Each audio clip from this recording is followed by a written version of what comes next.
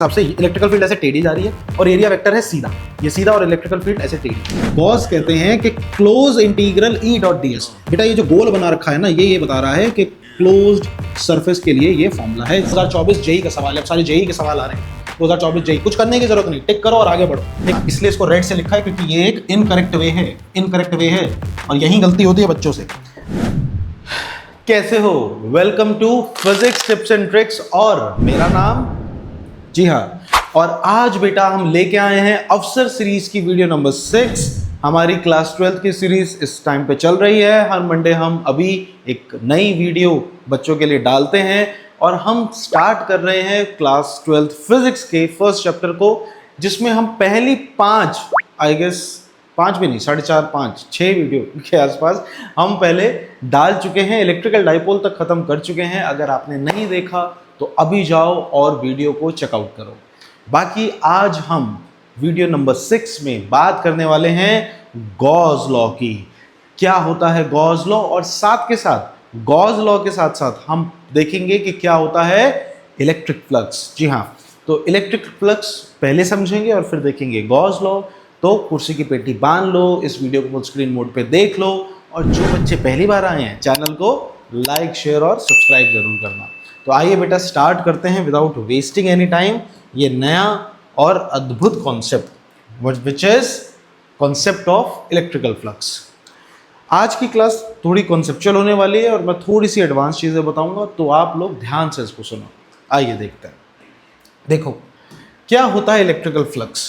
First करो, मेरे पास एक एरिया है, ठीक है, एक एरिया है जिसको मैंने ऐसे करके रखा हुआ है 3D में, मतलब मैं ऐसे देख रहा हूँ और एरिया जो है वो ऐसे करके रखा हुआ है। ऐसे भी हो सकता है लेकिन मैंने ऐसे करके रखा है, इसलिए आपको ये अंदर की तरफ दिखाई दे रहा है। ठीक, तो ये एरिया है और कुछ इलेक्ट्रिकल फील्ड लाइंस हैं बेटा जो इस एरिया को पियर्स करते हुए, भेदते हुए जा रही हैं। ठीक, तो इलेक्ट्रिकल फ्लक्स होता है the number of electrical field lines passing through an area. जी हाँ, कितनी फील्ड लाइंस पास कर रही हैं इस एरिया से, इसी को ही इलेक्ट्रिकल फ्लक्स कहते हैं।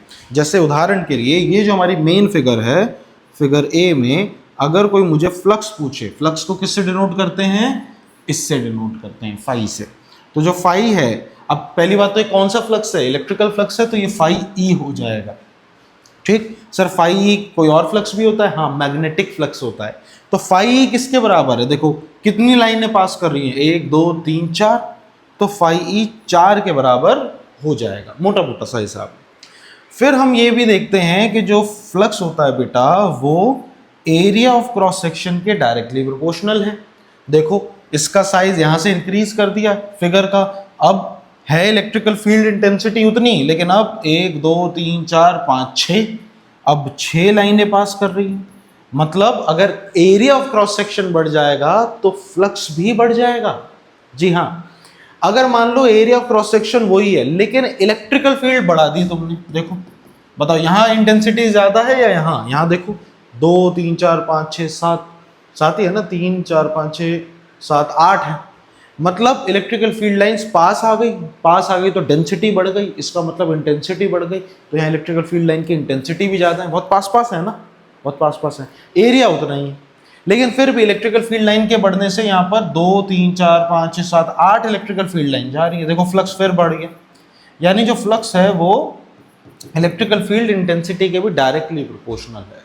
मतलब जितनी इलेक्ट्रिकल फील्ड बढ़ेगी उतना फ्लक्स बढ़ेगा, जितना साइज बढ़ेगा उतना फ्लक्स बढ़ेगा। ये दो चीजें हमें यहाँ से पता चली।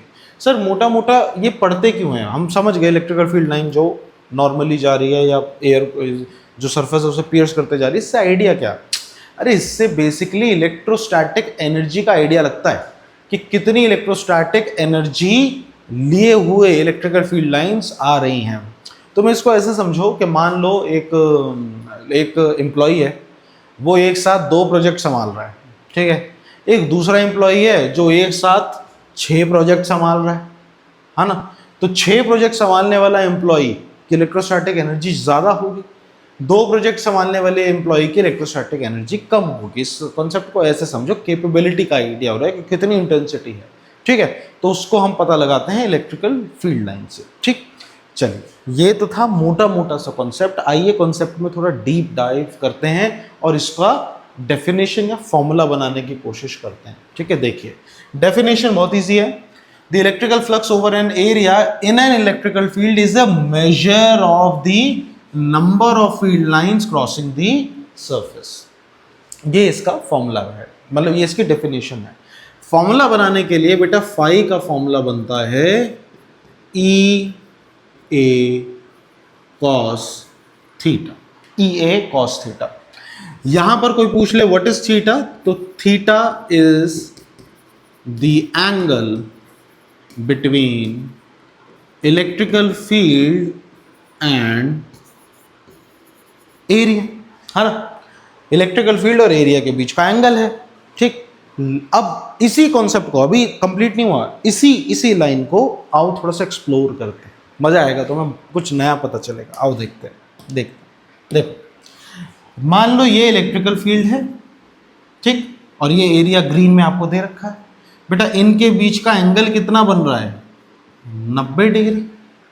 ठीक, यानी अगर मैं फॉर्मूले से इसको निकालना चाहूं तो मैं कैसे निकालूंगा, फ्लक्स आ जाएगा ई ए कॉस 90 डिग्री।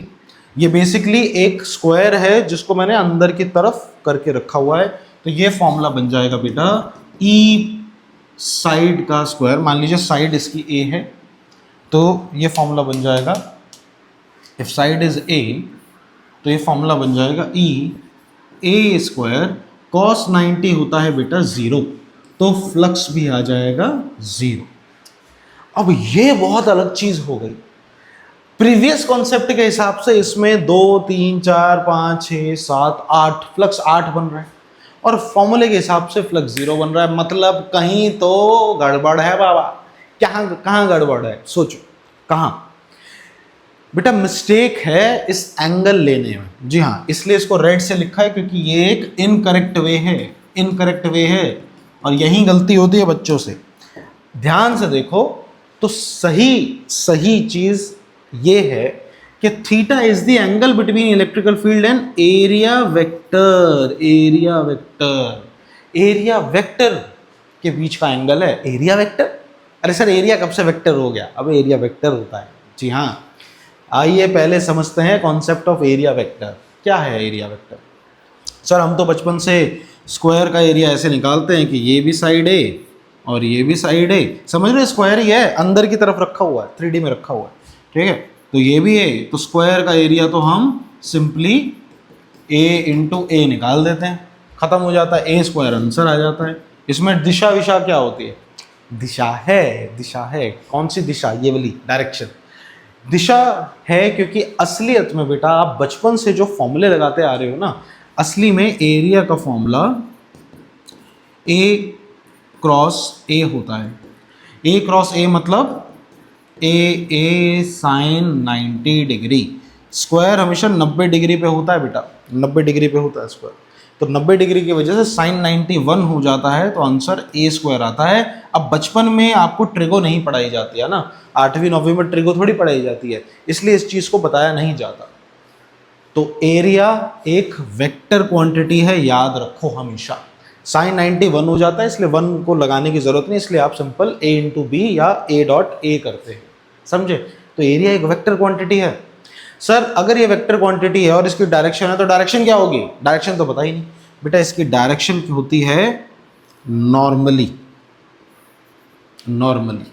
ये नॉर्मल, ये फिगर रखी हुई है ऐसे, तो ये डायरेक्शन है इसकी, ये डायरेक्शन है। मतलब अगर मेरे पास कोई एरिया है, जैसे मान लीजिए ये एक एरिया है मेरे पास, लेट्स से ये एक एरिया है मेरे पास, तो इसकी जो डायरेक्शन होगी वो इस सरफेस से हमेशा नॉर्मली होगी।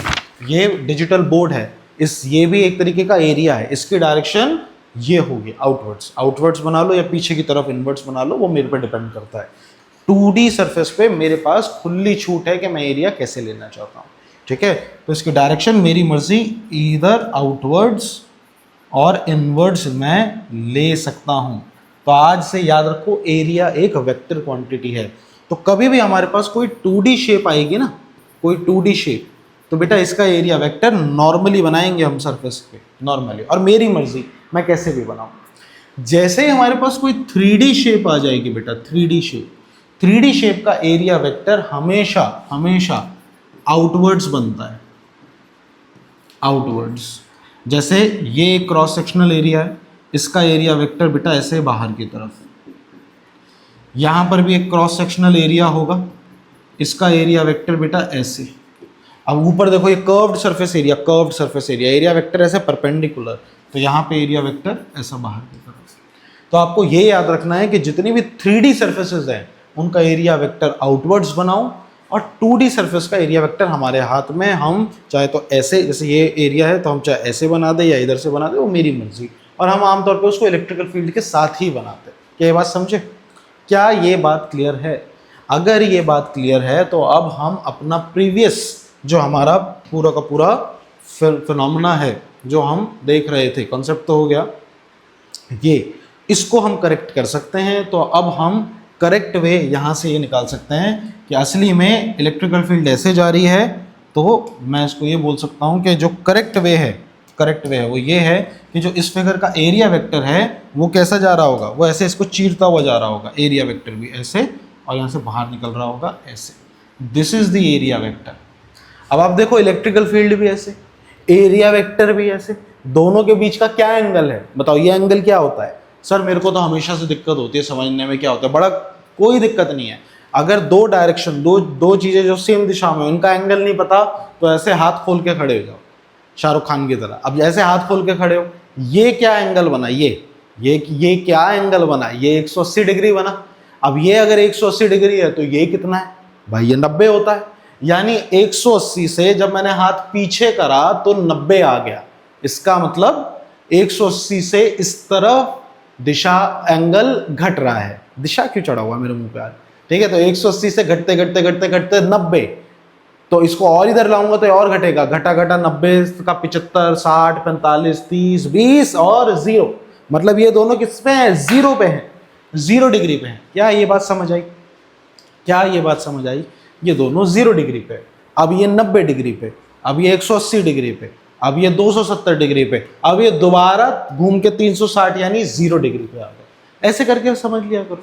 तो दोनों सेम दिशा में है, इलेक्ट्रिकल फील्ड और एरिया वेक्टर, तो इनके बीच का जो एंगल है वो जो थीटा है बेटा वो 0 डिग्री है। अब आप अगर फ्लक्स निकालेंगे ई ए कॉस थीटा से, तो फ्लक्स आ जाएगा ई टाइम्स ए स्क्वायर टाइम्स कॉस 0 डिग्री। बेटा कॉस 0 होता है 1, तो ई ए स्क्वायर आपके पास फ्लक्स आ जाएगा। क्या आपको ये बात समझ आई? This is the correct way. बेटा यहां पर मैंने आपको वो कॉन्सेप्चुअल मिस्टेक से अवगत करवाया है जो मोस्टली बच्चा करता है, मोस्टली बच्चा, ठीक है ना? तो हमेशा याद रखो कि क्या होता है इलेक्ट्रिक फ्लक्स, और इलेक्ट्रिकल फ्लक्स में एंगल जो थीटा है वो क्या होता है। यूनिट इसकी बनाना कोई बड़ी बात नहीं है। इलेक्ट्रिकल फ्लक्स की यूनिट कैसे बनाएंगे? इलेक्ट्रिकल फील्ड की क्या यूनिट है? न्यूटन पर coulomb, force per unit charge, area की मीटर स्क्वायर। तो लो बेटा इसकी यूनिट हो गई। ये कैसी क्वांटिटी है?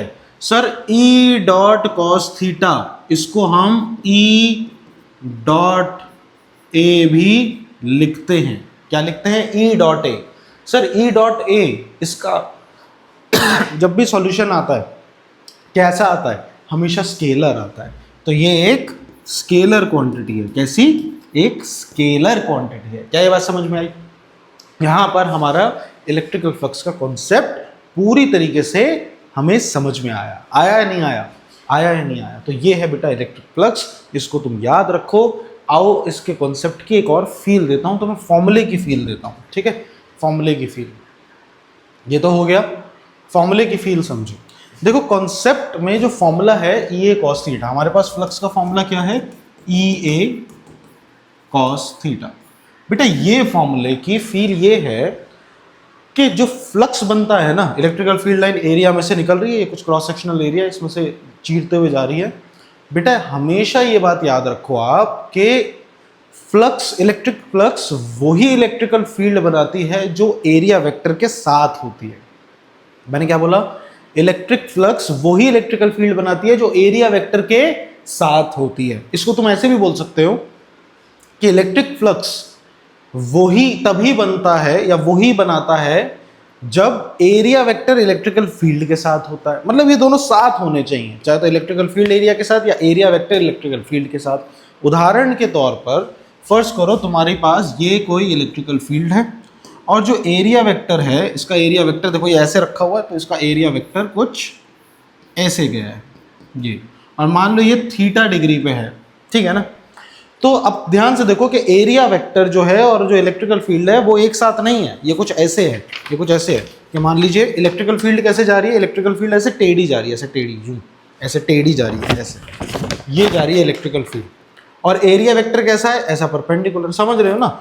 अगर ये इलेक्ट्रिकल तुम्हारे हिसाब से इलेक्ट्रिकल फील्ड ऐसे टेढ़ी जा रही है और एरिया वेक्टर है सीधा, ये सीधा, और इलेक्ट्रिकल फील्ड ऐसे टेढ़ी ऐसे जा रही है, तो अब इस केस में अगर हम इसको देखेंगे तो हम क्या बोल सकते हैं कि सर फ्लक्स तो ये होता है इलेक्ट्रिकल फील्ड और एरिया ये दोनों वेक्टर सेम डायरेक्शन में हो, तो इलेक्ट्रिकल फील्ड के साथ एरिया का कौन सा कंपोनेंट होगा सर, इलेक्ट्रिकल फील्ड के साथ एरिया का ए कॉस थीटा कंपोनेंट होगा, और ए साइन थीटा ऐसा होगा। तो ए साइन थीटा तो पियर्स कर ही नहीं पा रहा इसको, ए कॉस थीटा इसको चीरते हुए इलेक्ट्रिकल फील्ड के साथ जा रहा है, तो हमारा फॉर्मूला बन जाएगा ई की जगह ई और एरिया का कॉस कंपोनेंट, एरिया का कॉस कंपोनेंट। देखिए फॉर्मूला हमारे पास फिर से वही आ गया। सर उल्टा ले लो तो उल्टा भी ले सकते हैं। फर्स्ट करो कि इलेक्ट्रिकल फील्ड तो सीधी सीधी जा रही है, लेकिन अब फिगर ही टेढ़ी कर दी, यानी इसका जो एरिया है, एरिया वेक्टर वो कुछ ऐसे जा रहा है थीटा एंगल। तो अब मैंने तुम्हें क्या बताया, मैंने तुम्हें ये बताया कि इलेक्ट्रिकल फील्ड का वो कंपोनेंट जो एरिया वेक्टर के साथ हो, या एरिया वेक्टर का वो कंपोनेंट जो इलेक्ट्रिकल फील्ड के साथ हो, तो एरिया वेक्टर का वो कंपोनेंट जो इलेक्ट्रिकल फील्ड के साथ हो गया है, तो इलेक्ट्रिकल फील्ड का भी वो कंपोनेंट जो एरिया वेक्टर के साथ हो उसी वो ही बनाएगा इलेक्ट्रिकल फ्लक्स। तो आओ देखो, इसमें अगर आप ध्यान से देखो तो आप ये बोल सकते हो कि इसमें ये इलेक्ट्रिकल फील्ड का इसके साथ जो वेक्टर होगा वो होगा ई कॉस थीटा, और ऐसा होगा ई साइन थीटा।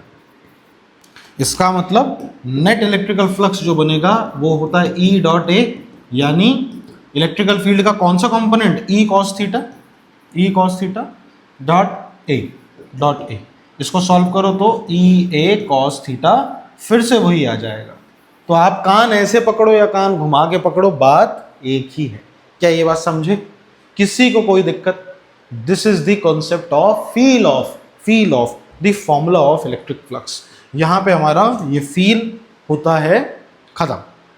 ठीक, आइए आगे बढ़ते हैं फ्लक्स इन डिफरेंट ऑब्जेक्ट्स को समझते हैं। ये भी बहुत इंपॉर्टेंट है, इसको ध्यान से सुनना। देखो सर, इलेक्ट्रिकल फ्लक्स होता है कि कितनी इलेक्ट्रिकल फील्ड लाइंस एक एरिया को चीरते हुए जा रही हैं। अब इसको ऐसे समझो कि अगर हमारे पास वन डायमेंशन बॉडी आई, कोई भी वन डायमेंशन बॉडी क्या होती है, सिंगल एक लाइन ले लो, एक लाइन एक्स में, वाई में या जेड में, तो उसमें एरिया का तो सवाल ही नहीं होता। तो आप बोल सकते हो there is no concept of electrical flux in 1D। एक वन डायमेंशन में तो कोई कॉन्सेप्ट ही नहीं है। जैसे ही आपके पास 2D बॉडी आती है बेटा, 2D बॉडी में इलेक्ट्रिकल फ्लक्स के कॉन्सेप्ट हैं, लेकिन सिर्फ टोटल फ्लक्स के कॉन्सेप्ट हैं। मतलब इलेक्ट्रिकल फील्ड इसको ऐसा चीरते हुए गई, एरिया वेक्टर भी हमने ऐसे बना दिया। अब एरिया वेक्टर मैंने इलेक्ट्रिकल फील्ड के साथ ले लिया है ना, जो 90 डिग्री पे है, वो मेरी मर्जी है, वो मैंने ले लिया। तो सिर्फ यही कॉन्सेप्ट है, total flux, only concept of total flux exist. ठीक है ना। 3D शेप्स में बेटा 3 किस्म के कॉन्सेप्ट है, ध्यान से समझना। फर्स्ट करो, ये 3D बॉडी है, आप कुछ भी ले सकते हो, स्फीयर ले सकते हो, क्यूब ले सकते हो, मैंने यहाँ पे सिलेंडर लिया है। ध्यान से देखो, ये इलेक्ट्रिकल फील्ड है, ठीक है ना। अब इसका एरिया वेक्टर याद करो, मैंने पीछे क्या बताया, हमेशा आउटवर्ड्स होता है। तो ये एरिया वेक्टर अगर मैं बनाऊंगा तो बेटा इस पॉइंट पे एरिया वेक्टर ऐसा रहेगा, इस पॉइंट पे एरिया वेक्टर ऐसा रहेगा, और कर्व सरफेस पे एरिया वेक्टर ऐसा रहेगा। देखो एकदम से समझ आएगा तुम्हें, ध्यान से देखना। तो ये इलेक्ट्रिकल फील्ड है।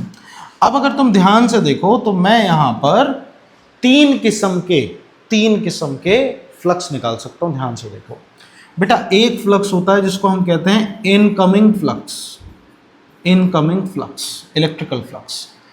जो इलेक्ट्रिकल फील्ड लाइंस एंटर हो रही है ना इस क्रॉस सेक्शनल एरिया पे, वो जो फ्लक्स क्रिएट करेंगे उसको इनकमिंग फ्लक्स कहते हैं। तो बेटा इनकमिंग फ्लक्स का फॉर्मूला क्या हो जाएगा?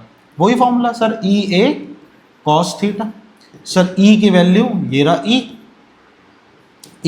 सर एरिया कितना हो जाएगा? मान लो इसका रेडियस आर है, आर रेडियस है, तो एरिया हो जाएगा पाई आर स्क्वायर। कॉस कितना? एंगल कितना? सर इलेक्ट्रिकल फील्ड इस तरफ, एरिया वेक्टर इस तरफ, तो ये तो 180 डिग्री हो गया, 180 डिग्री का एंगल हो गया, तो हो जाएगा कॉस 180 डिग्री। इसको सॉल्व करेंगे तो आंसर आएगा कॉस 180 इज -1, तो आ जाएगा -e पाई आर स्क्वायर। ठीक है, बेसिक सा एक कॉन्सेप्ट। अब यही इलेक्ट्रिकल फील्ड लाइंस यहां से निकल भी रही हैं, तो बेटा ये जो फ्लक्स क्रिएट करती हैं इसको बोलते हैं आउटगोइंग इलेक्ट्रिकल फ्लक्स। ठीक है, आउटगोइंग। अब ये फ्लक्स किसके बराबर होगा? ये फ्लक्स किसके बराबर होगा? ये भी होगा बेटा ई ए कॉस थीटा के। बेटा ई की जगह ई, एरिया बेटा वही पाई आर स्क्वायर, और यहां पर ध्यान से देखो एरिया वेक्टर भी इस तरफ, इलेक्ट्रिकल फील्ड भी इस तरफ, तो ये बन रहा है कॉस 0 डिग्री। बेटा कॉस 0 कितना हो जाता है? 1 हो जाता है, तो ये आंसर आएगा ई पाई आर स्क्वायर। देखिए ई पाई आर स्क्वायर, तो ये है -e पाई आर स्क्वायर और ये है +e पाई आर स्क्वायर। फिर एक कॉन्सेप्ट आता है टोटल फ्लक्स का, मैं इसको ऊपर कर रहा हूं, फाई टोटल। बेटा टोटल फ्लक्स होता है total incoming plus total outgoing, इनका सम होता है। अगर आप इनका सम करेंगे तो -e पाई आर स्क्वायर में ऐड करेंगे e pi are square, solve करेंगे आंसर आ जाएगा 0। इसका मतलब total flux of a 3D shape is always 0 अगर only and only if the scenario is like this.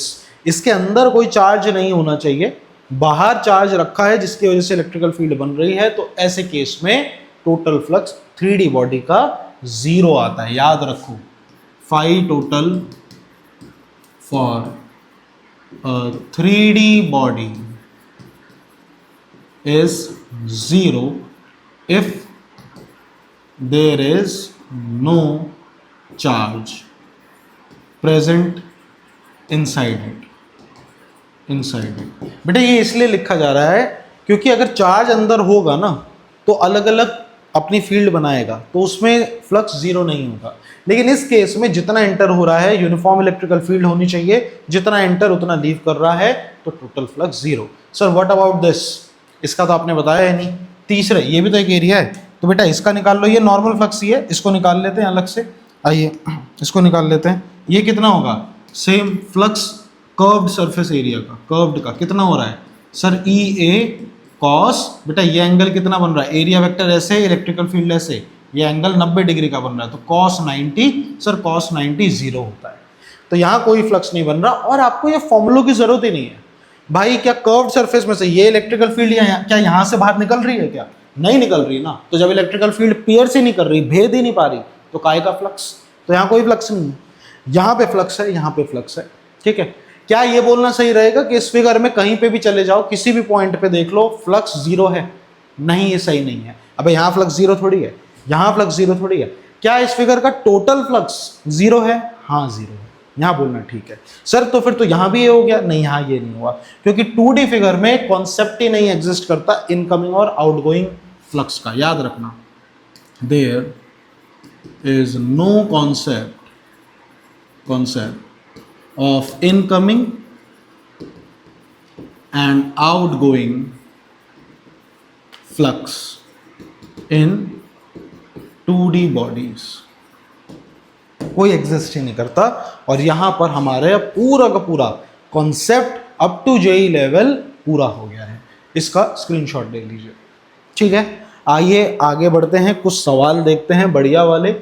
अच्छा, सवाल से पहले देखिए कुछ फिगर्स देखते हैं। जैसे मान लीजिए ऐसे सिनेरियो है, यहाँ पे फाई टोटल कितना आ जाएगा, अभी हमने देखा सर 0 आ जाएगा, ठीक है।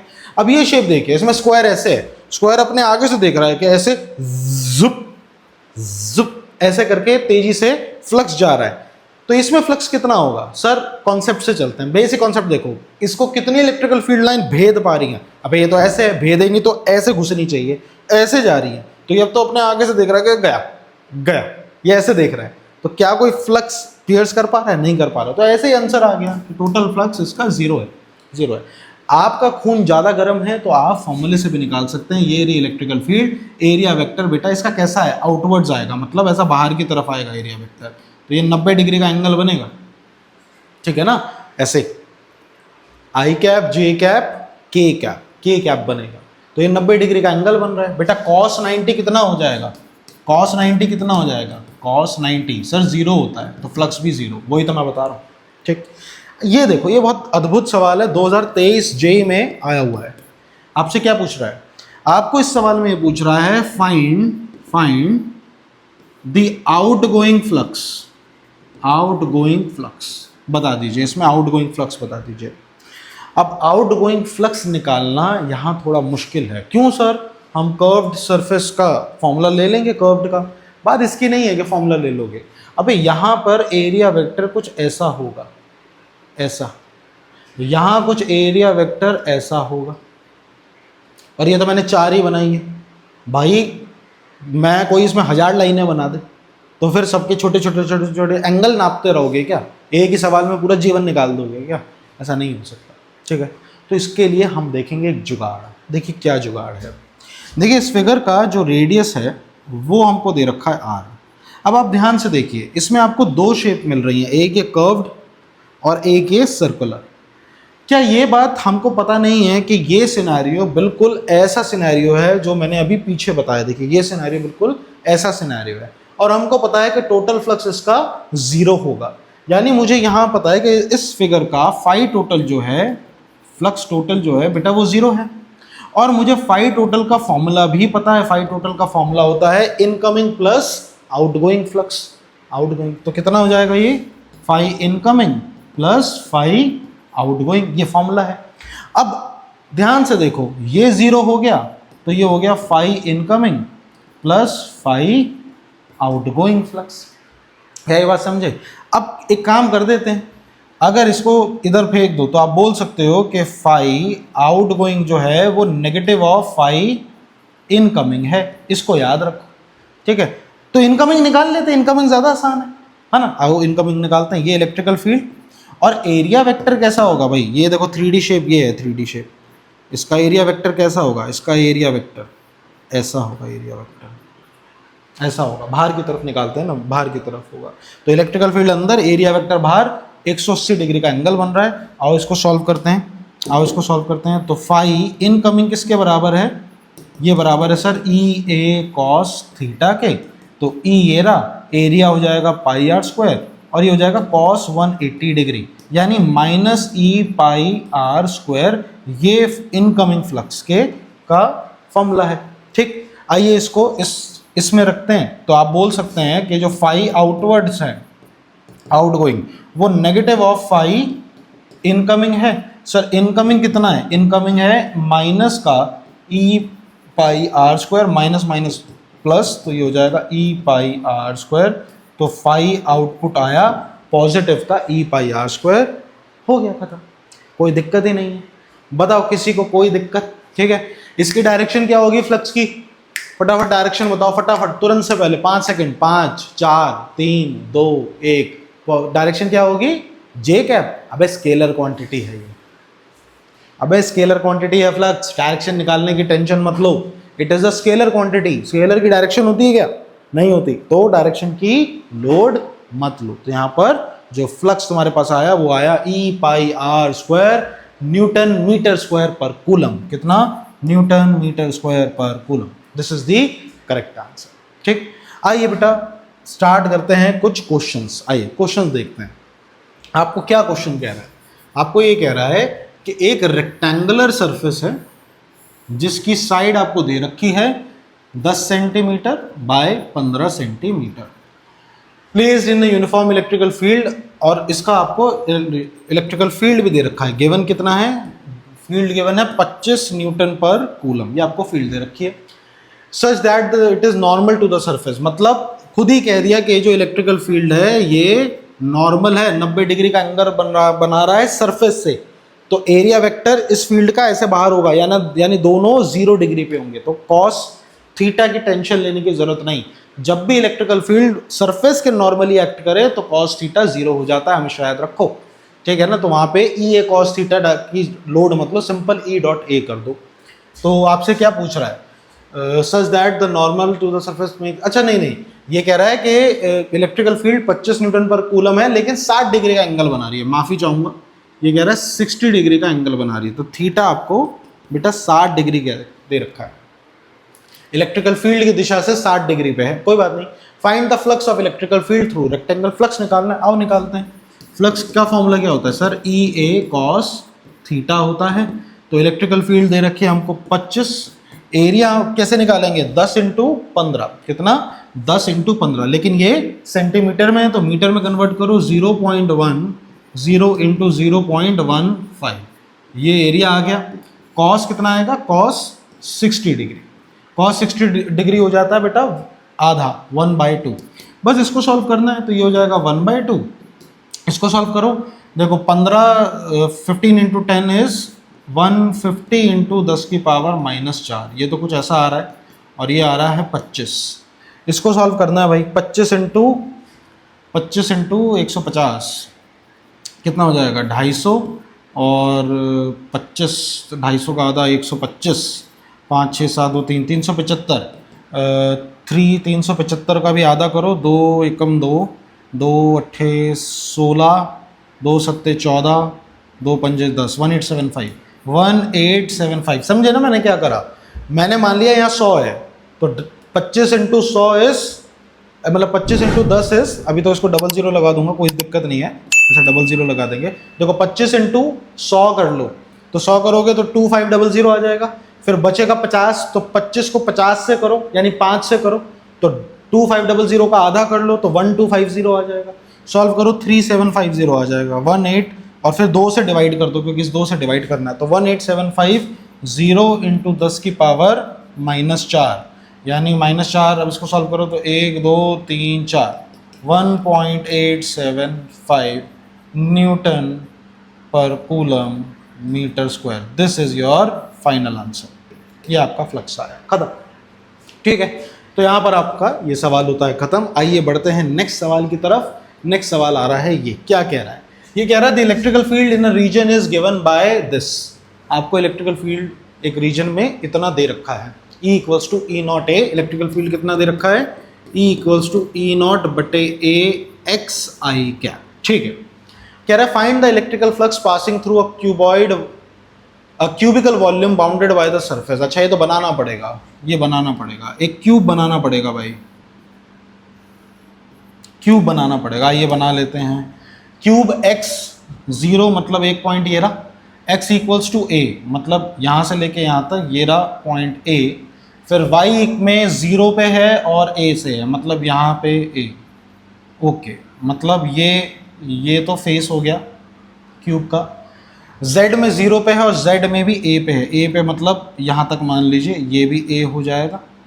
तो ये क्यूब कुछ ऐसा है,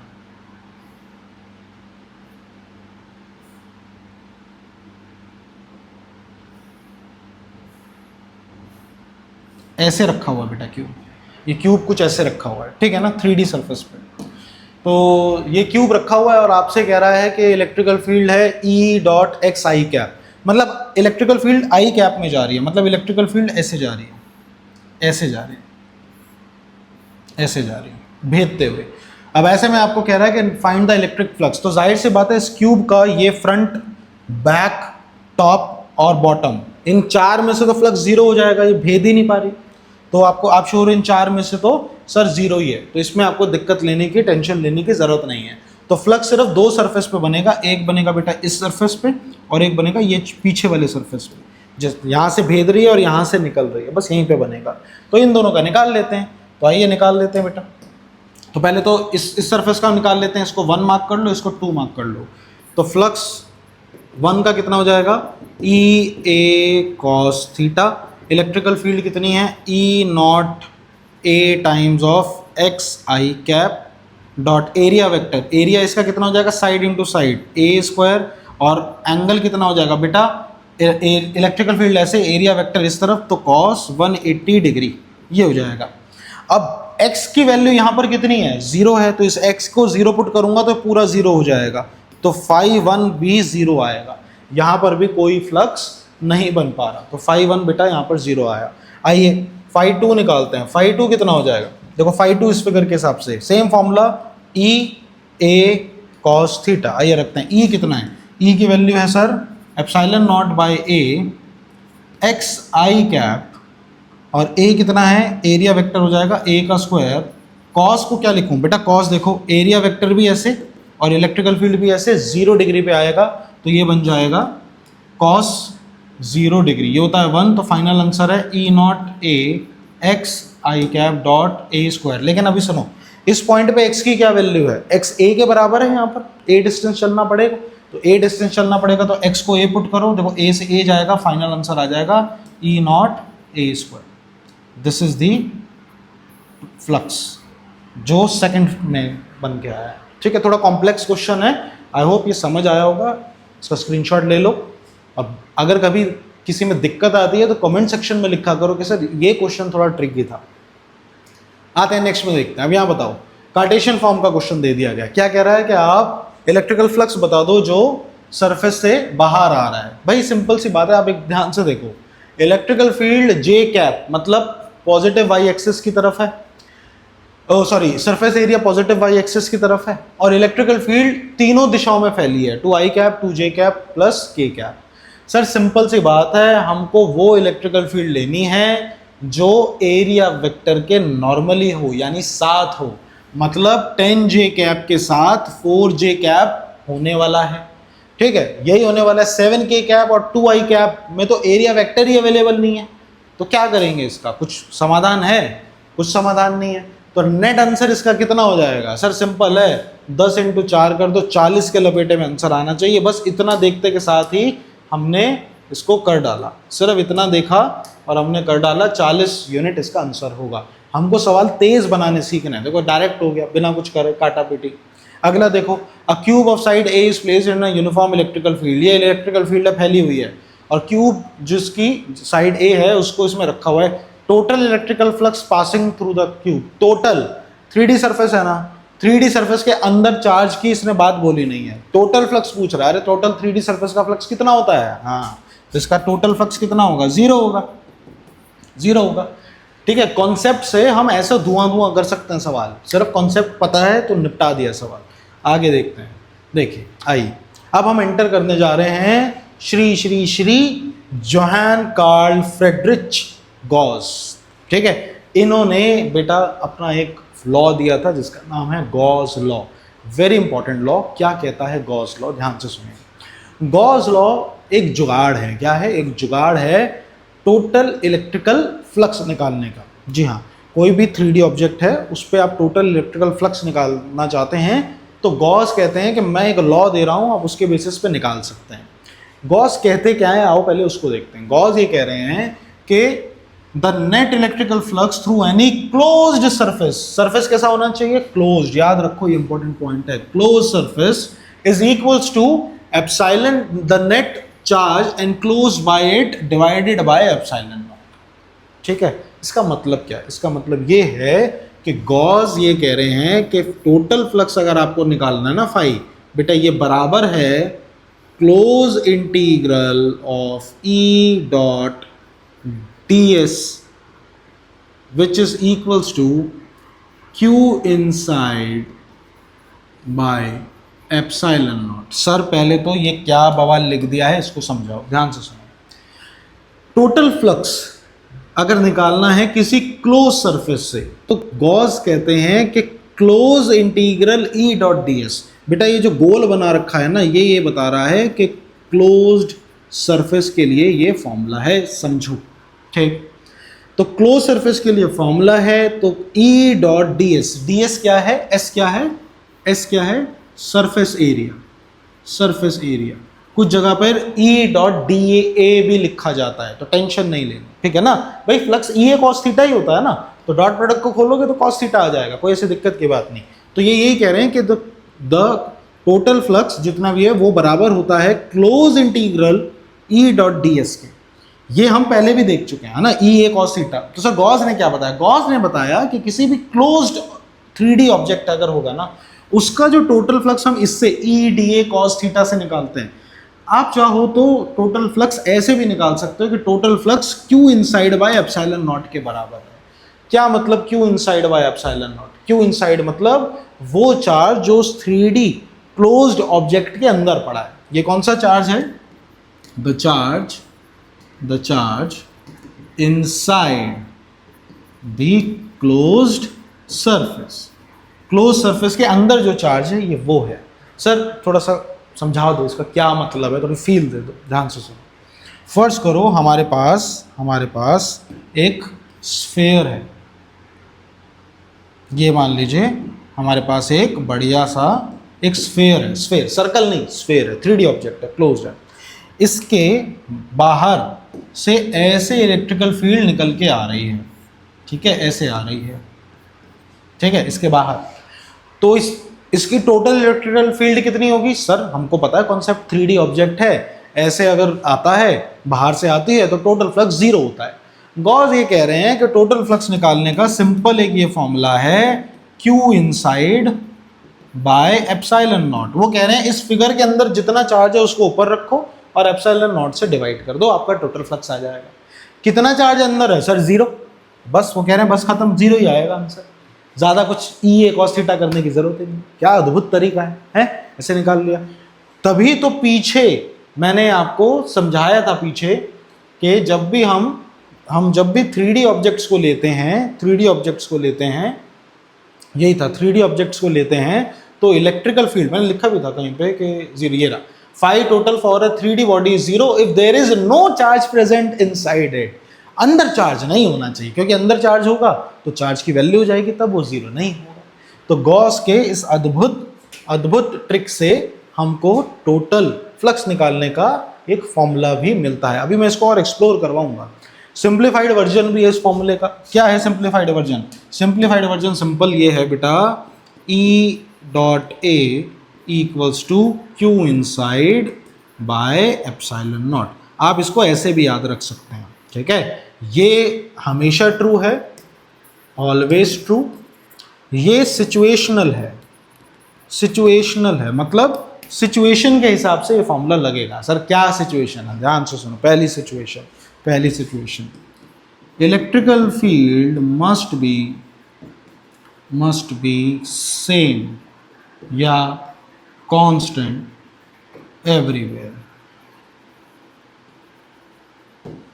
जो इलेक्ट्रिकल फील्ड होती है ना बेटा, वो कांस्टेंट होनी चाहिए, यूनिफॉर्म होनी चाहिए, कांस्टेंट होनी चाहिए। इसकी वैल्यू जो है वो बदलनी नहीं चाहिए, तब ये फॉर्मूला आप लगा सकते हो।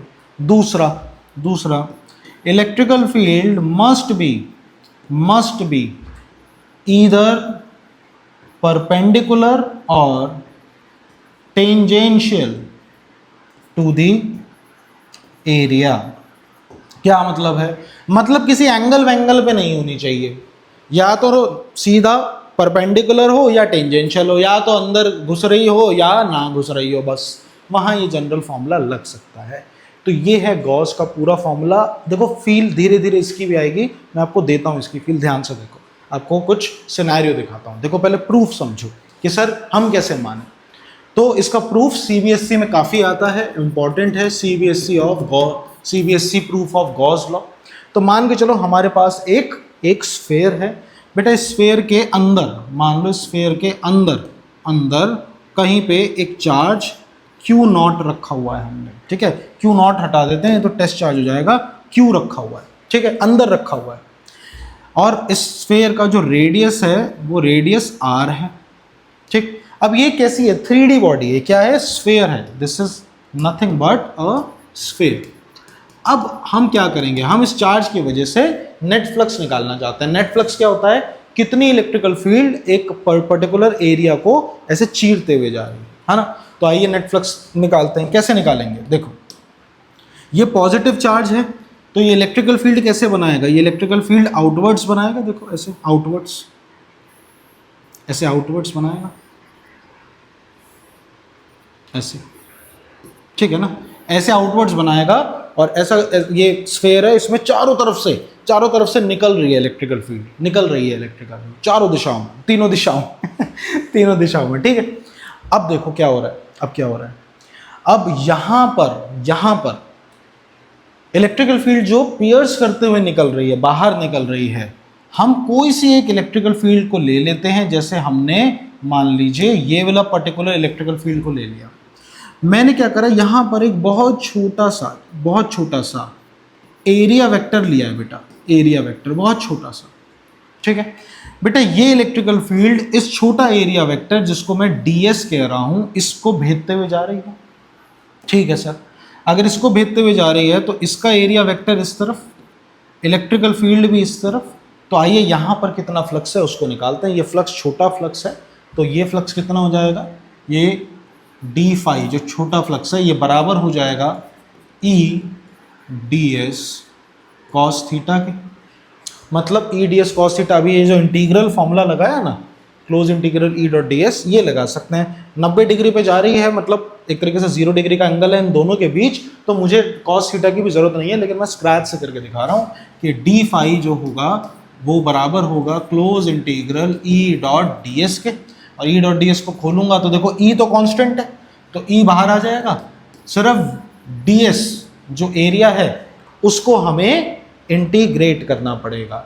सर ई किसके बराबर है, electrical field for a charge K Q by R square. आइए इसको लिखते हैं, ये हो जाएगा K Q by R square integral D S, ये बराबर होगा डी फाई। क्या ये बात समझे, तो छोटा सा जो डी फाई है वो इसके बराबर होगा। लेकिन अब सुनो, अगर एरिया को इंटीग्रेट कर रहे हैं तो पूरा एरिया आ जाएगा, मतलब ये फॉर्मूला तो बन गया है डी फाई का इंटीग्रेशन मतलब total flux, total flux, total flux, total flux. So concept समझे कि क्यों ये टोटल फ्लक्स का फॉर्मूला बना। तो टोटल फ्लक्स का फॉर्मूला बन गया K Q by R square integral D S. Sir D S को इंटीग्रेट करेंगे तो टोटल सरफेस एरिया आ जाएगा एक स्क्वायर का, वो कितना होता है सर, वो होता है K Q by R square into 4 pi are square. Sir इतना हो जाएगा। अब आगे सुनो, यानी फाई टोटल आया के की value 1/4 pi epsilon not R square Q into 4 pi are square. बेटा जो कट रहा है उसको काट दें, 4 पाई आर स्क्वायर से 4 पाई आर स्क्वायर कट जाएगा, आपको मिलेगा एक अद्भुत formula, total flux is Q by epsilon not. यही तो गॉस कह रहे हैं यहाँ पर कि close integral E dot D S Q by epsilon not के बराबर है। यहाँ पे क्यू क्या है बेटा, क्यू है द चार्ज इनसाइड, क्यू क्या है, the charge inside the sphere, inside the sphere. This is the formula for total flux, ठीक है। तो ये होता है हमारा गॉस लॉ, फिनितो, फिनिश, ठीक। तो दिस इज द प्रूफ।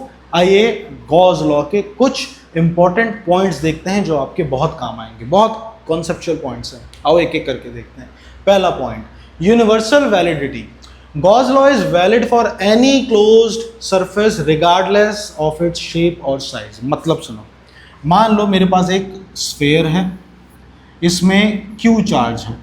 अब किसी ने इस स्फेयर का रेडियस बड़ा कर दिया और स्फेयर को खींच के इतना बड़ा कर दिया, तो बताओ इसके फ्लक्स पे क्या फ़र्क पड़ेगा।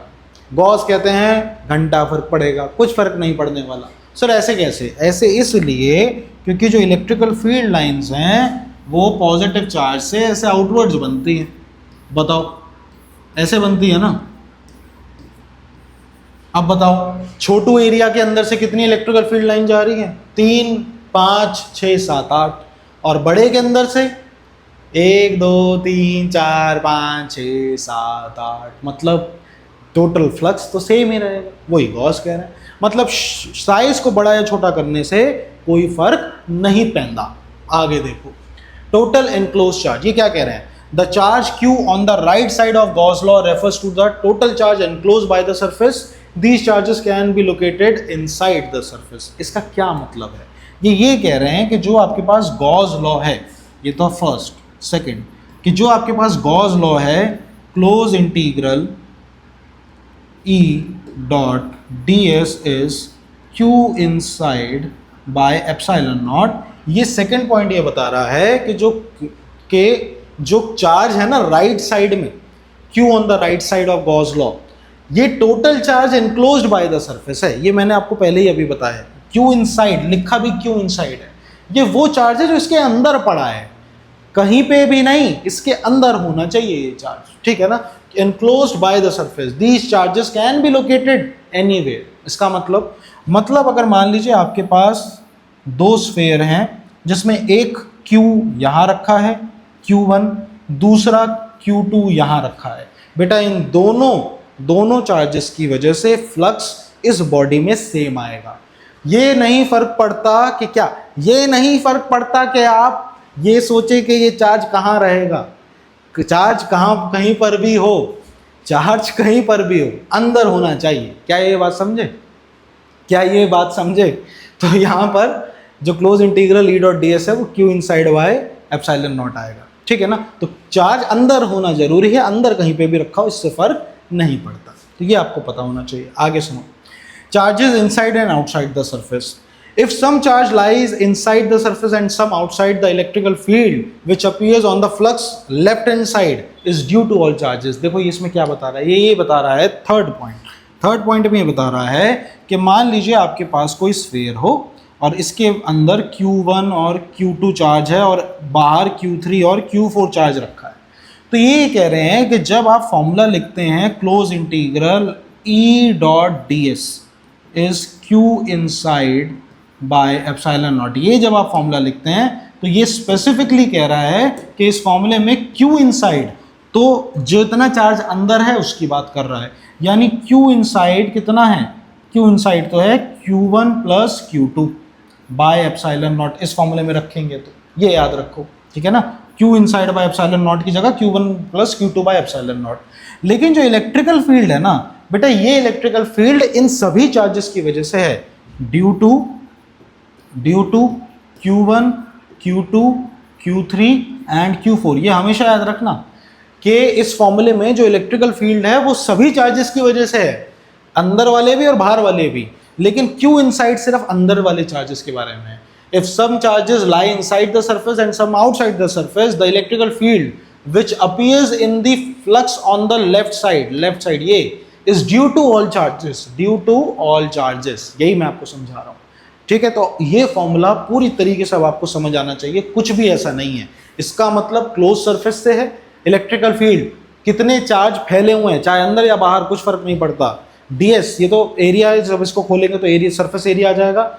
Q इनसाइड ये वो चार्ज है जो सिर्फ सरफेस के अंदर है, और एप्सिलॉन नॉट तो पता है आपको 8.854 इंटू 10 की power -12 permittivity of free space होती है, ठीक है। तो यहाँ तक ये 3 पॉइंट क्लियर। आइए आगे बढ़ते हैं, नेक्स्ट पॉइंट पे आते हैं विच इज पॉइंट नंबर 4। ये क्या कह रहा है? Gaussian surface. क्या है Gaussian surface? The close surface chooses to apply the law is called Gaussian surface. देखो क्या होता है, पहले इसको पूरा पढ़ लेते हैं फिर समझाता हूँ। You can choose any surface but make sure it does not pass through any point charge as the electrical field is undefined at that point. However, it can pass through the continuous charge distribution. Sir क्या मतलब है इसका? इसका मतलब ये है, एक बात सुनो। मान लो, पहले तो 4th पॉइंट समझा रहा हूँ। मान लो आपके पास कोई चार्ज रखा है, ये रहा चार्ज। आपने नोटिस करा हो कि हमने इससे पहली वाली वीडियोस में जब भी इलेक्ट्रिकल फील्ड निकालनी चाहिए इस चार्ज की वजह से, तो हमने हर बार क्या बोला है कि वही पर्टिकुलर डिस्टेंस पे बता दो, इस चार्ज से r दूरी पे या इतनी दूरी पे। कभी ये नहीं हुआ ना कि इस चार्ज पे कितनी इलेक्ट्रिकल फील्ड है ये बता दो, ये तो नहीं हुआ ना। अरे मान लो मैं कह रहा हूँ मैं गुंडा हूँ, मेरी सल्तनत फैली हुई है, कोई पूछे कहाँ का गुंडा है भाई, तो कहाँ तक फैली हुई है? यहाँ तक फैली हुई है। ये कोई बात होती है क्या? यहीं तक फैली हुई है, इसके बाहर कोई भी पीड़ देता है, ऐसा थोड़ी होता है। तो चार्ज पर इलेक्ट्रिकल फील्ड अनडिफाइन होती है, ये बात याद रखो। अब ये आपको ये बताना चाह रहा है, ये पॉइंट ये बताना चाह रहा है कि कभी भी मान लो आपने कुछ चार्ज फैला हुआ है ये Q1, Q2, Q3, Q4 ऐसा कुछ फैला हुआ है, ठीक है ना, और आपको पूछा गया है कि इनकी वजह से इलेक्ट्रिकल फ्लक्स बनाओ, मतलब कितना इलेक्ट्रिकल फ्लक्स ये बता रहे हैं। तो अब दिक्कत ये है कि गॉस लॉ इस पे अप्लाई नहीं हो सकता, क्योंकि गॉस लॉ तो हमेशा क्लोज्ड लूप के लिए अप्लाई होता है। तो हम ऐसे में एक इमेजिनरी यूनिफॉर्म क्लोज लूप बना देते हैं बेटा, हम एक इमेजिनरी यूनिफॉर्म क्लोज लूप बना देते हैं, ठीक है ना। अब ये कह रहा है कि ये जो आपने क्लोज लूप बनाया है, क्योंकि ये पहले नहीं था, ये आपने खुद बनाया है, इसलिए इसको कहते हैं गॉसियन सरफेस। ये गॉसियन सरफेस कहलाता है। इसको इसलिए बनाया जाता है ताकि कभी सिनेरियो ऐसा बन रहा है कि हमारा जो फिगर है वो क्लोज लूप नहीं है, चार्ज अंदर नहीं आ पा रहा सरफेस के, तो हम इमेजिनरी सरफेस बना के चार्ज को अंदर कर देते हैं, ठीक है। बस वो ये कह रहा है कि क्लोज लूप बनाते समय ध्यान रखिए कि ये जो लूप है ना, ये चार्ज पर से नहीं निकलना चाहिए। मतलब ये कि मान लीजिए अगर कोई चार्ज यहाँ पर है Q5, तो ये लूप इस पे से जा रहा है, ये इनकरेक्ट हो जाएगा। लूप ऐसा बनना चाहिए कि Q5 भी इसके अंदर आ जाए। क्या ये पॉइंट आपको क्लियर है? बहुत बेसिक सा पॉइंट कि गॉसियन सरफेस कैसे बनाया जाता है, ठीक है। आइए नेक्स्ट पे आते हैं, पांचवा पॉइंट। ये क्या कह रहा है? यूजफुलनेस इन सिमेट्री, ठीक है। आप सुनो, कभी कोई पूछे कि गॉस लॉ कहाँ कहाँ वैलिड है, ये हर जगह वैलिड है, ठीक है, लेकिन ये हर जगह बेटा यूजफुल नहीं है। सर ये क्या बात है? बिल्कुल बात है। मैं तुमको अगर एक डंडा दे दूं 1 मीटर लंबा और तुमको बोलूं कि इस डंडे से अपने रूम की लंबाई नाप दो, तो तुम नाप दो कि ठक ठक ठक ठक करते हुए रखते हुए पता चल जाएगा। लेकिन मैं तुमको बोलूं कि तुम इसी 1 मीटर डंडे से दिल्ली से कश्मीर तक की दूरी नापो, तो नापी तो जा सकती है टेक्निकली, पर कौन नापेगा एक मीटर से टक टक टक करते हुए? पता है कितना इनएफिशिएंट तरीका है। गॉस लॉ भी कुछ वैसा ही है भाई, ये हर जगह पे चलेगा जरूर, लेकिन यूजफुल सिमेट्रिकल कंडीशन पे ही है। मतलब गॉसियन सरफेस एक प्रॉपर सिमेट्री बनाए तो ये यूजफुल है। ये है आपका 5वां पॉइंट। आई होप ये समझ आया हो, ठीक है। 6ठा पॉइंट बेसिक सा पॉइंट है, फाउंडेशन इन कूलम्स लॉ। मतलब Gauss law is based on the inverse squared law. Gauss law भी जो है वो इनवर्स स्क्वायर्ड लॉ को फॉलो करता है, ठीक है ना। अगर गॉस लॉ कभी वायलेट हो रहा है तो इसका मतलब ये इनवर्स स्क्वायर के बिहेवियर से दूर जा रहा है। ये पॉइंट बहुत बेसिक सा पॉइंट है। गॉस लॉ हम इसका ध्यान रखेंगे कि गॉस लॉ सिमेट्रिकल कंडीशन पे ही लगाएं। सर सिमेट्रिकल कंडीशन नहीं होगी, बना देंगे सिमेट्रिकल कंडीशन, समझे, बना देंगे, ठीक है। तो ये होता है पूरा का पूरा कुछ पॉइंट्स, वो पॉइंट जो आपके लिए बहुत इंपॉर्टेंट है। Take the screenshot. आइए आगे बढ़ते हैं, कुछ इसके बढ़िया हैं केसेस देखते हैं। तो अब हमने फ्लक्स समझ लिया, गॉस लॉ समझ लिया, अब इसके केसेस देखो। फर्ज करो ऐसी हालत है, एक चार्ज रखा है एक फील्ड के साथ। अभी इसको चार्ज को हटा देते हैं, नहीं चार्ज नहीं, बताता हूँ क्योंकि ये ना यूनिफॉर्म नहीं बनाएगा। कि सर आप क्यों हटा रहे हो? यूनिफॉर्म नहीं बनाएगा, ठीक है, चलो बना दिए तो ऐसे ही कर देते हैं। बट आमतौर पे यूनिफॉर्म फील्ड होती है ना, तो उससे मैं समझाना चाह रहा था, कोई नहीं इससे भी आ जाएगा। बेटा ये पॉजिटिव चार्ज है तो ये इलेक्ट्रिकल फील्ड कुछ ऐसे बना रहा होगा, ऐसा इसको चीरते हुए जा रही होगी, ऐसे जा रही होगी। आपसे पूछेगा कि यहाँ पे फ्लक्स बता दो, तो अब मैं फ्लक्स बताने के लिए सिंपल गॉस लॉ का उपयोग करूंगा। Q inside by epsilon not. इस फिगर के अंदर कितना चार्ज है? 0। इसका तब 0 फ्लक्स। यही हमने पीछे भी देखा है, ठीक है ना, 0 फ्लक्स। सर ये फिगर दे दी, Q1 + Q2 और -Q3 चार्ज रखा है, इसके अंदर कितना फ्लक्स है? तो सर बड़ा इजी है, गॉस लॉ ये कहता है कि जो फ्लक्स है वो Q inside by epsilon not के बराबर है। तो flux will be equals to, Q inside कितना है? Q इनसाइड है Q1 + Q2 - Q3, साइन के साथ ले लो, डिवाइडेड बाय एप्सिलॉन नॉट। इसको सॉल्व करेंगे तो टोटल फ्लक्स की वैल्यू आ जाएगी। अब जैसे आपको स्फेयर की जगह क्यूब मिल सकता है, इस क्यूब के अंदर चार्ज पड़ा हुआ है, तो चार्ज इस क्यूब में से हर दिशा से बाहर आ रहा है। देखो यहाँ से भी जो इलेक्ट्रिकल फील्ड है जो ये क्यूब बना रहा है बेटा, वो इस सरफेस से भी बाहर आ रही है, इस सरफेस से भी बाहर आ रही है, ऊपर से भी बाहर आ रही है, उस तरफ से भी ऐसे बाहर जा रही होगी, इधर से भी ऐसे बाहर जा रही होगी, और नीचे से भी बाहर आ रही होगी। चार्ज बीच में है ना, चारों दिशाओं में फैला हुआ है। अब आपको कभी भी पूछे कि इस फिगर में से कितना फ्लक्स है, तो बहुत सिंपल ये कहते हैं कि जो टोटल फ्लक्स है वो Q inside by epsilon not है, यानी Q बाय एप्सिलॉन नॉट ये टोटल फ्लक्स आता है किसी भी क्यूब का। क्यूब की जगह स्फेयर हो तो भी है। अच्छा, मतलब शेप और साइज से फर्क नहीं पड़ता? नहीं पड़ता, यही तो बताना। अच्छा, अरे यार क्या बताना चाह रहे हैं? Regardless of it shape and और साइज, शेप और साइज से फर्क नहीं पड़ता, ठीक है ना। तो सर इसको बताने की क्या जरूरत थी? ये जरूरत थी कि अगर आपसे पूछता है कि इसके पर्टिकुलर एक फेज में से कितना निकल रहा है flux at a single phase, जैसे पूछ ले कि ये जो फेस है इसका, ये जो फेस है, ये यहां से कितना निकल रहा है भाई। ये फेस, इस पूरे क्यूब के कितने फेस होते हैं? 2, 2, 4, 2, 6। टोटल फ्लक्स इतना है, तो इसमें से कितना निकल रहा होगा? टोटल फ्लक्स का 1/6। तो बेटा टोटल फ्लक्स का Q inside by epsilon not का 1/6 ये होता है total flux in a single phase. क्या बात समझे? ग्रेट। ऐसे आप डायरेक्ट निकाल सकते हो बिना किसी कैलकुलेशन करे, ठीक। क्या बढ़िया तरीका है ना गॉस का। अब ये देखो, आपको एक हेमिस्फीयर दे रखा है और चार्ज बिल्कुल ऊपर रखा हुआ है, पॉजिटिव चार्ज ऊपर रखा हुआ है, ठीक है। ये कटोरी सी है, इसके ऊपर रख दिया। दिक्कत ये है कि अपने आप से पूछो, ये सारे चार्ज अंदर रखे थे या बाहर रखे थे, कोई दिक्कत नहीं। ये बिल्कुल सरफेस पे रखा है, तो भाई इसको कैसे निकालेंगे? तो दिक्कत हो जाएगी। चार्ज पूरा अंदर होना चाहिए, तो यहाँ पर गॉसियन सरफेस हेल्प करेगा। गॉसियन सरफेस ये कहता है कि अब खुद सोचो, इस चार्ज को इस फिगर के अंदर करना है, तो हम क्या दिमाग लगाएं? यहाँ पर गॉस कहते हैं कि बड़ा सिंपल है, एक सिमेट्रिकल सरफेस बना दो। देखो मैं बना रहा हूँ, इसको तुम कंप्लीट कर दो ऐसे। एक उल्टी कटोरी बिल्कुल ऐसे इसके ऊपर रख दी। अब ये चार्ज इसके बीच में आ गया है, बिल्कुल बीच में, and this is the radius. ये रेडियस बन गया चार्ज का, और ये चार्ज किस में आ गया? बिल्कुल बीच में आ गया बेटा, ठीक है। क्या बात समझ रहे? तो अब इसका टोटल, ये चार्ज अंदर आ गया, तो फाई टोटल कितना हो जाएगा? फाई टोटल हो जाएगा sir Q inside by epsilon not. लेकिन सर ये तो इस पूरी फिगर में से आया ना, ये तो इमेजिनरी हमने बनाया। असलियत में तो ये सिंपल जो नीचे कटोरी है उसका पूछ रहा था। तो अगर उसका पूछ रहा है तो बताओ, नीचे की कटोरी टोटल का आधा है, तो फ्लक्स भी आधा हो जाएगा। तो phi total 1/2 times of Q by epsilon not निकल के आ जाएगा। बताओ कैसी रही? क्या समझ आई? क्या बढ़िया से समझ आई? 1 मिनट, रिकॉर्डिंग हो रही है ना भाई? बिल्कुल हो रही है। क्या समझ आई? ठीक है, ग्रेट। तो देखिए यहाँ पर गॉसियन सरफेस का कॉन्सेप्ट भी क्लियर हुआ है, और आई होप ये स्पेशल केस आपको समझ आया होगा। आगे बढ़ते हैं बेटा, आइए क्वेश्चन पे देखते हैं। आपको क्वेश्चन क्या कह रहा है? कह रहा है a uniformly charged conducting sphere of 2.4 metre diameter. मतलब आपको रेडियस दे रखा है 1 पॉइंट, क्या कर रहे हो सर, क्या कर रहे हो? 1 पॉइंट को अपॉन में लिख रहे हो, जाके कॉफ़ी पियो।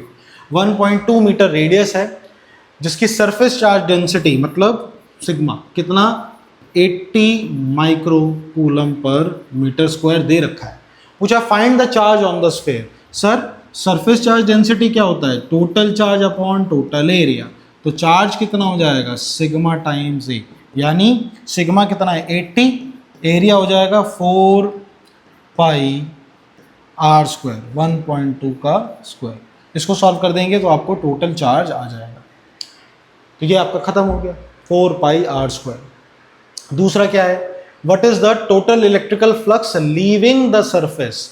कितना इलेक्ट्रिकल फ्लक्स लीव कर रहा है स्फीयर को? Total electrical flux leaving the surface मतलब, आइए पहले स्फीयर बना लेते हैं। तो मान लीजिए ये स्फीयर है, ये स्फीयर है, 2.4 ये है, और इसकी चार्ज डेंसिटी भी दे रखी है। इस पर चार्ज डेंसिटी दे रखी है कितनी? इतनी दे रखी है। देखिए चार्ज तो हम निकाल ही लेंगे। तो टोटल फ्लक्स किसके बराबर होता है? सर टोटल फ्लक्स बराबर होता है Q inside by epsilon not के। सर Q इनसाइड यहाँ से निकाल लेंगे और डिवाइड कर देंगे उसको 8.854 इंटू 10 की पावर -12 से। देखो -12 से इसको डिवाइड कर लो, Q इनसाइड की वैल्यू यहाँ रख दो, आपका बढ़िया से आंसर आ जाएगा। अब इसको सॉल्व करना, ये तुम्हारे लिए मैंने छोड़ दिया है। इसको सॉल्व करना, 12 का स्क्वायर मार देना 244, और इसका 144 और इसको उससे निपटा देना, आंसर आ जाएगा, कोई ऐसी दिक्कत बात नहीं, बेसिक कैलकुलेशन से हो जाएगा। एक बेसिक सा आइडिया आपको यहाँ से दे दिया, ठीक है। आइए नेक्स्ट क्वेश्चन पे देखते हैं। नेक्स्ट क्वेश्चन में हमें क्या कह रहा है, देखिए एक और क्वेश्चन हमें दे रहा है, कह रहा है a point charge causes an electrical flux आपको दे दिया इतना, to pass through a spherical Gaussian surface of 10 centimeter radius centered on the charge, ठीक है। If the radius of Gaussian surface is doubled, how much flux will pass through the surface? भाई इतना तुम्हें पता होना चाहिए, रेडियस डबल मतलब size double, size को बड़ा छोटा करने से कोई फर्क नहीं पड़ता, तो सिंपल आंसर फर्स्ट का आ जाएगा, no change in total flux, कोई फर्क नहीं पड़ने वाला टोटल फ्लक्स, ठीक है। कह रहा है what is the value of point charge, point charge की वैल्यू बतानी है भाई, स्फीयर दे रखा है ना, surface centred, if the radius of the Gaussian surface is double, कोई नहीं देख लेते हैं। एक पॉइंट चार्ज आपको क्या दे रखा है, आपको इलेक्ट्रिकल फ्लक्स दे रखा है, तो इलेक्ट्रिकल फ्लक्स कितना दे रखा है, -1.0 इंटू 10 की पावर 3, ये आपको गिवन है। और आपको क्या दे रखा है, to pass through a spherical Gaussian surface of radius 10 centimetre, तो रेडियस कितना दे रखा है, आर कितना दे रखा है 10 सेंटीमीटर, यानी कि 0.1 मीटर, ये आपको रेडियस दे रखा है। कह रहा है आप सिर्फ ये बता दीजिए what is the value of point charge, point charge की वैल्यू क्या है। तो पॉइंट चार्ज की वैल्यू इसमें कैसे निकाल सकते हैं, देखिए टोटल फ्लक्स क्या होता है, टोटल फ्लक्स होता है Q inside by epsilon naught, तो Q इनसाइड क्या हो जाएगा, Q इनसाइड हो जाएगा flux times of epsilon naught. Sir flux तो आपको दे ही रखा है -1.0 इंटू 10⁻³ एप्सिलॉन नॉट 8.854 इंटू 10 की पावर -12 से इसको गुणा कर दो, आंसर आ जाएगा। तो नेगेटिव चार्ज आएगा और जो आपके पास वैल्यू आएगी वो कितनी आएगी, देखो 8.8 आंसर आएगा 8.854 इंटू 10 की पावर, देखिए ये 3 या -12, 12 में से 3 गया बचा 9, तो 10 की पावर -9, ये चार्ज की कुछ वैल्यू निकल के आ रही है। ठीक करा है ना, 12 ठीक है -9, तो Q इनसाइड की वैल्यू निकल के आ रही है। ठीक, आइए आगे बढ़ते हैं। और अ point charge Q is placed eight one of the corner of a cube, find the flux passing through a cube. बताइए, आपको एक क्यूब दे रखा है बेटा, this is the cube, this is the cube, ये क्यूब है, ठीक है। वो कह रहा है इसके कॉर्नर पर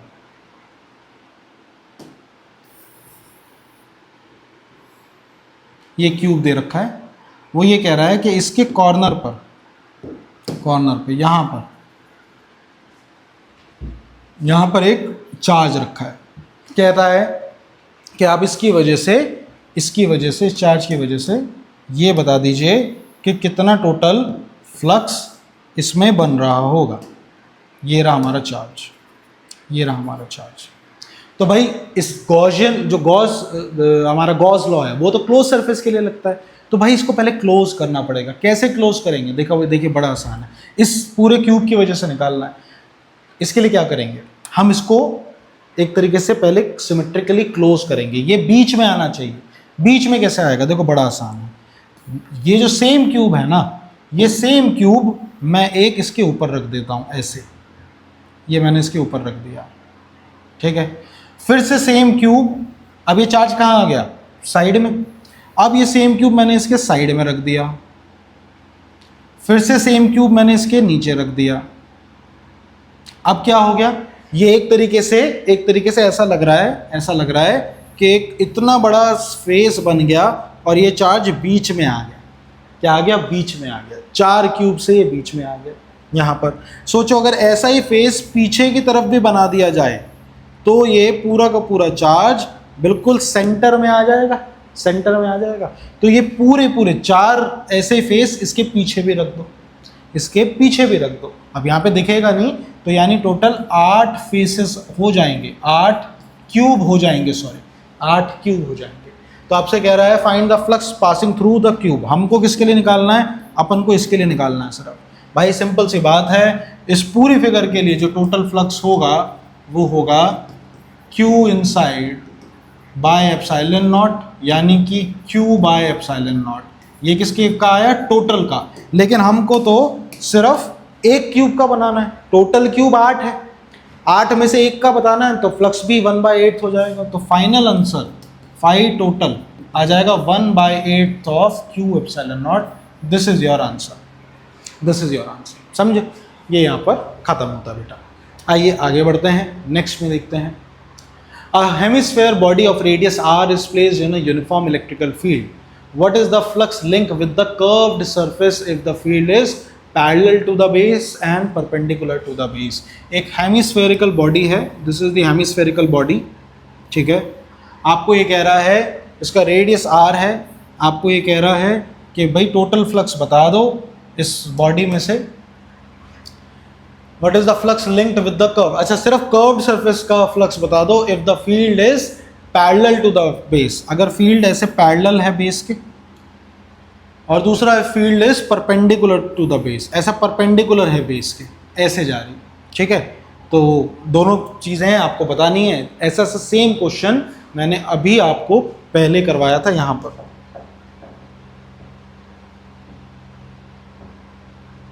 कहाँ गया हेमिस्फेरिकल बॉडी वाला? कहाँ गया? ये रहा, ये रहा। ऐसे ही था ना? नहीं, ये नहीं था यार। कहाँ गया यार? क्वेश्चन करवाया था अभी आपको, कहाँ गायब हो गया?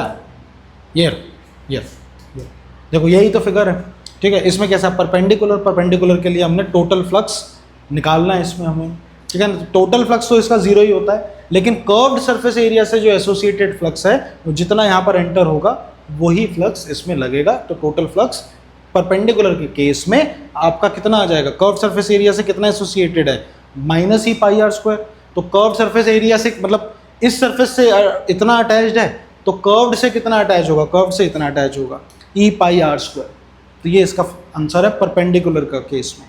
परपेंडिकुलर के केस में आंसर इसका यही होगा, ठीक है।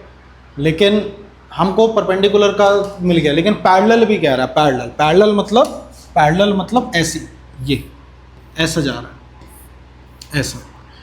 तो भाई टोटल कितना होगा? जितना जितना एंटर हो रहा है उतना ही निकल रहा है, तो ऐसे में 0 होगा, 0 होगा। तो इसका आंसर 0 हो जाएगा यहाँ पर, ठीक है ना। और इसका परपेंडिकुलर का कितना आ जाएगा? इसका आ रहा था ई पाई आर स्क्वायर, इसका ई पाई आर स्क्वायर आ रहा था, ठीक है ना।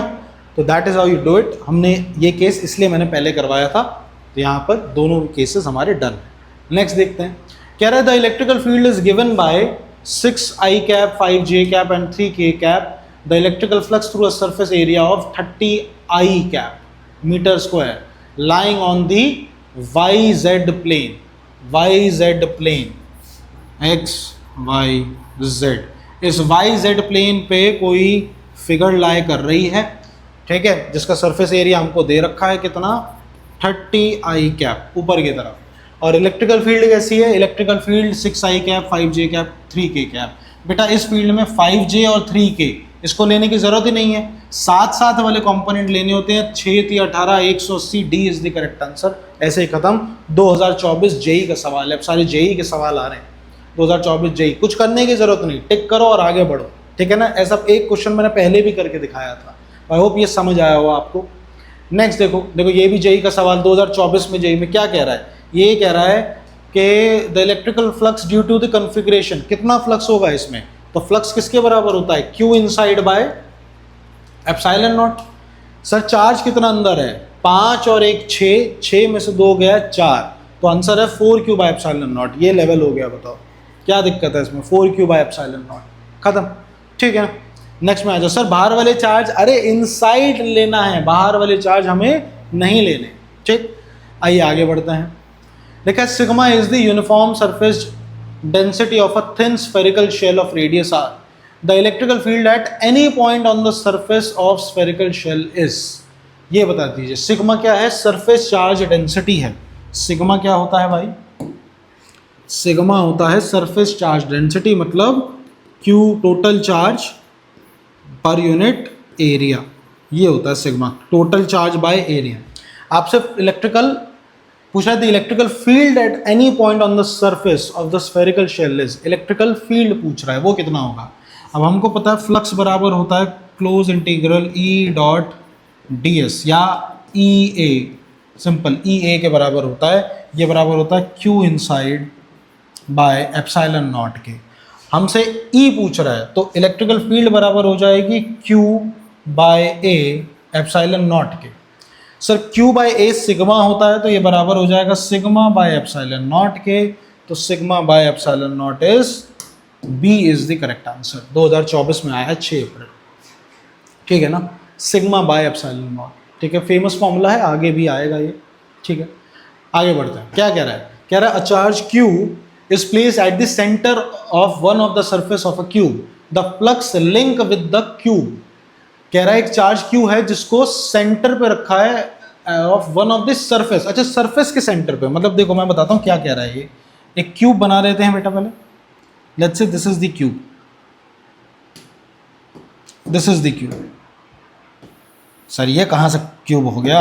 अरे क्यूब ही बना रहे हैं, ध्यान से देखो, देखो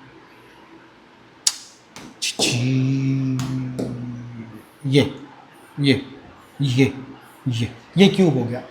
ये कह रहा है इसके सरफेस के एक सेंटर पे, मतलब भाई यहाँ रखा है, आड़े रखा है भाई, यहाँ रखा है, और आपको कह रहा है कि the flux link with the cube बता दीजिए। अब बताइए फ्लक्स, तो ये जो चार्ज है ये अंदर तो है नहीं, ये अंदर तो है नहीं, ये तो ऊपर रखा हुआ है, इसको गॉसियन सरफेस के अंदर लेके आना है।